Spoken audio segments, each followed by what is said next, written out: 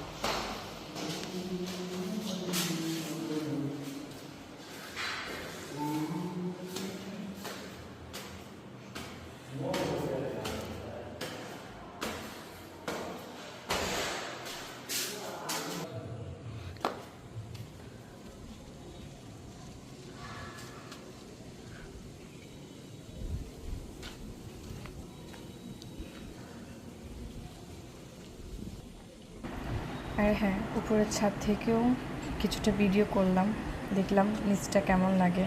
অবশ্যই আপনারাও জানাবেন কেমন লাগছে।